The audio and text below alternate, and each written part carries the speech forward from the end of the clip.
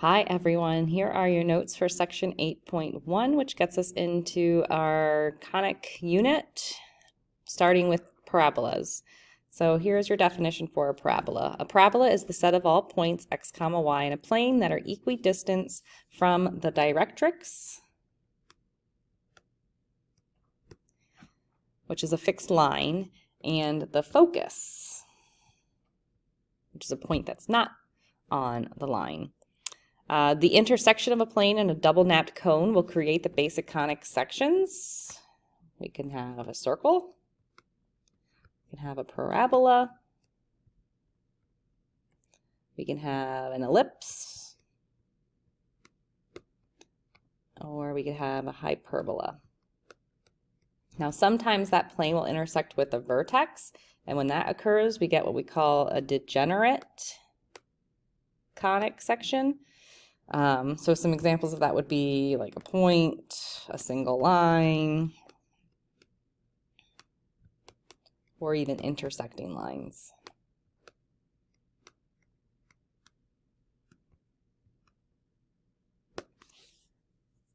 Okay.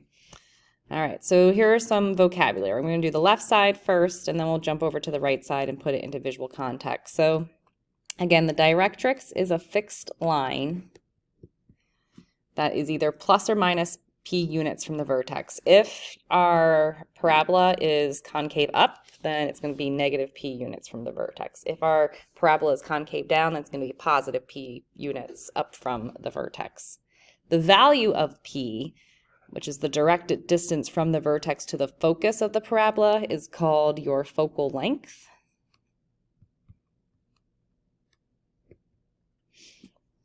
A line segment that passes through the focus and has endpoints on the parabola is the focal width. Or sometimes you might hear it be called the focal chord. I'll be calling it the width.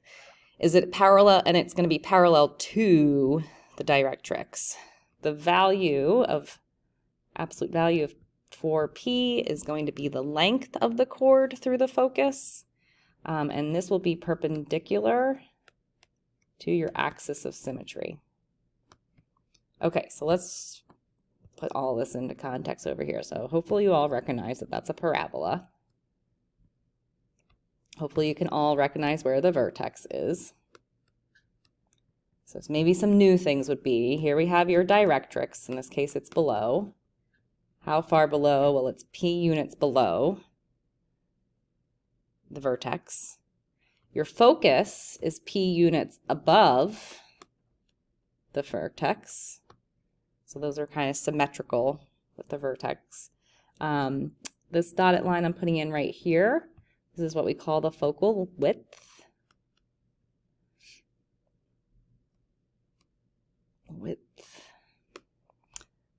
P itself, I should put this in here, represents your focal length.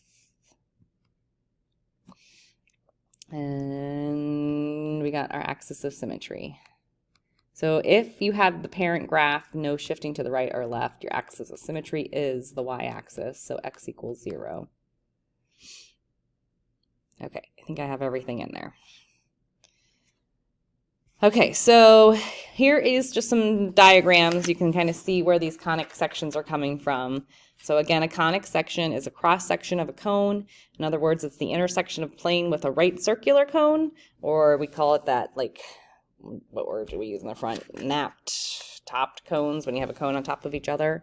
So you create ellipses, you create circles, you create parabolas, right? So circle, ellipse, parabola. Here you create your hyperbolas. So a conic section can be defined algebraically as the graphs of the second degree equations in two variables. And here is our standard form. ax squared plus bxy plus cy squared plus dx plus ef plus f is equal to 0. So here are some basic equations. So this is when our parabola has a vertical axis of symmetry. So it's concave up or concave down. Just a plain old parent graph is going to look something like this. X squared is equal to 4py. That's our standard form. If we were to shift it, then it would shift by my x unit by h, my x coordinate by h units. is equal to 4p times y minus k, which is shifting my y coordinate by k units. If that 4p is positive, it's upward. If it's negative, then it's going to be downward. Your vertex, just plain old parent graph, is going to be 0, 0. If we shift it, it would be at hk, so whatever that shifting is. Your focus would be at 0, p. So notice we are shifting our vertex to our p by p units. Or take your k of your vertex and add p units to it. Your directrix is y is equal to negative p. If we're open up, then it would be negative p. If we're open down, then it would be the negative of negative p, so positive, right? Here we would shift our k by p by subtracting it. Our axis of symmetry, in this case, is the y-axis, or x is equal to h. My focal length will always be p, and my focal width will always be the absolute value of p.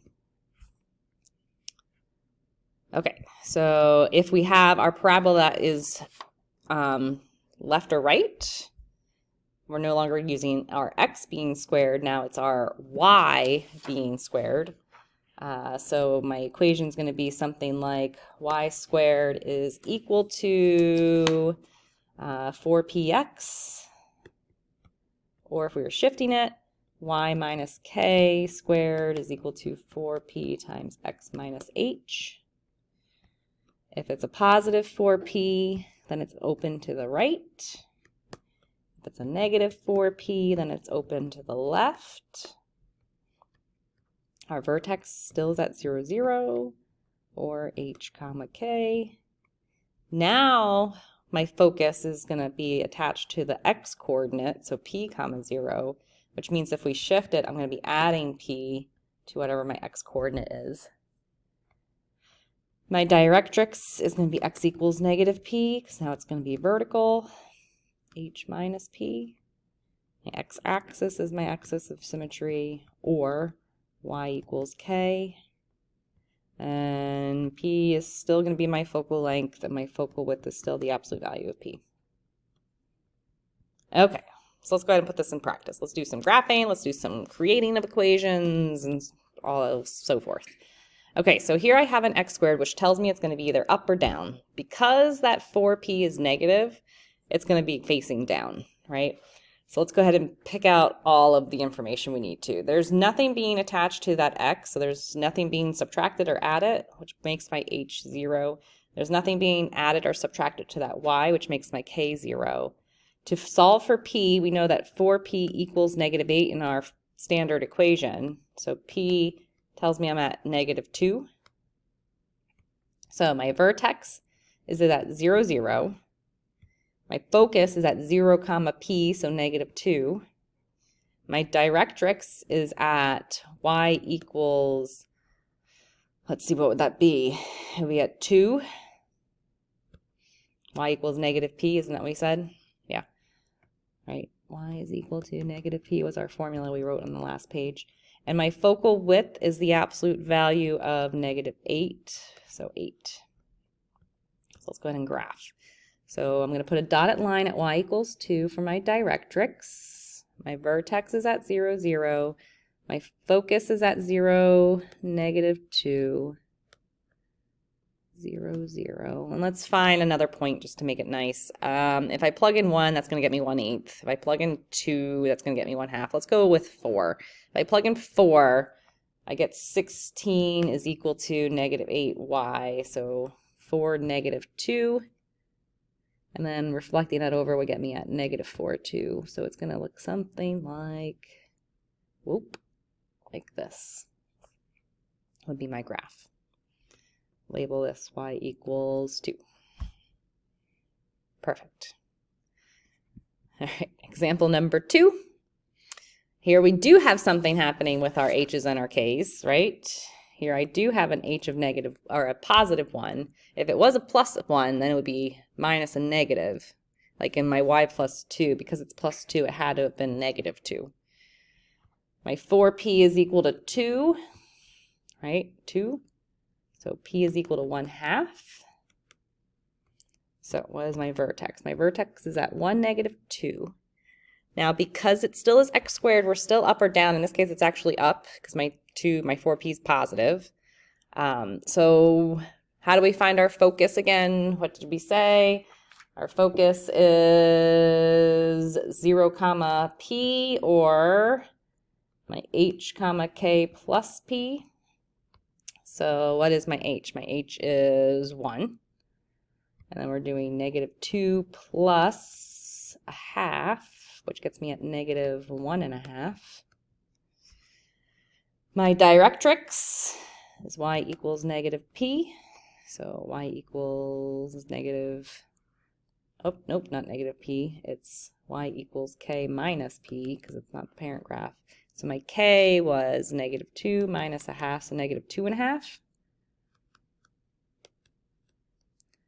And my focal width is absolute value of 4p, which is, well, it's going to be 2, right?